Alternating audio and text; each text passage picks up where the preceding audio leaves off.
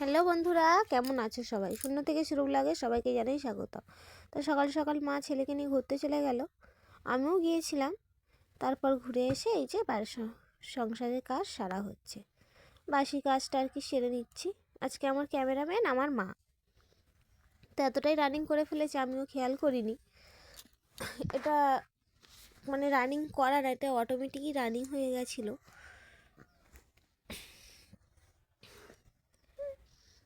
তো আমি যেহেতু শাড়ি পরি না, সবসময় নাইটিই পরি, খুব একটা শাড়ি পরি না, তো আজকে শাড়ি পরেছিলাম। নাইটিটা সকালবেলা খুলে দিয়েছিলাম, দিয়ে শাড়িটা পরেছিলাম।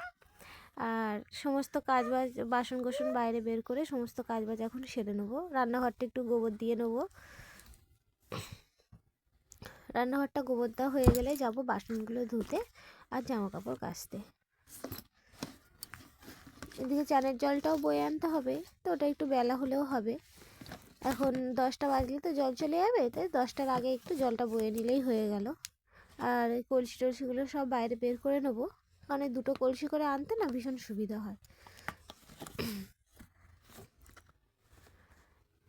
রান্নাঘরটা গোবর দেওয়া হয়ে গেলে জিনিসপত্র ধুয়ে যাব একটু বড়ি দেওয়ার জন্য।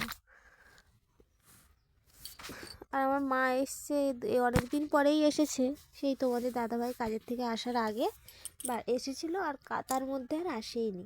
আর এই কাজে চলে গেছে, এই 1 মাসও হয়ে গেছে। এই আমার মা এলো, মাঝে আসবে বলেছিল, তার দিদির শরীর খারাপ ছিল তাই চলে গেছিলো। তো আমার রান্নাঘরটা গোবর দেওয়া হয়ে গেছে, এখন আমি দরজার ধারটা লেপে নেবো।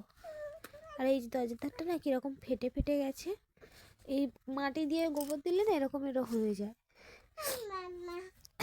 তো আমার কাজ বাজ সারা হয়ে গেছে, সমস্ত কাজ সেরে নিয়েছি, আর ভিডিও করা হয়নি।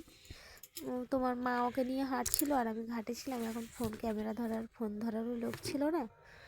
তো এইদিকে রান্নাঘর গোবর দেওয়া হয়ে গেছে, বাসন ধোয়া হয়ে গেছে, জামা কাপড়ও কাচা হয়ে গেছে। আজকে বেড কভার কাঁথা অনেক কিছু কেচে দিয়েছি।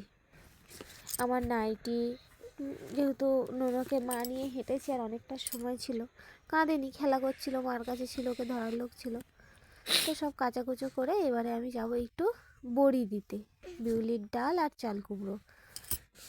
তো আর ভিডিও করা হয়নি, আমি বড়ি দিতে দিতে মনে উঠেছে, তাই এইটুকুই ভিডিও করতে পেরেছি।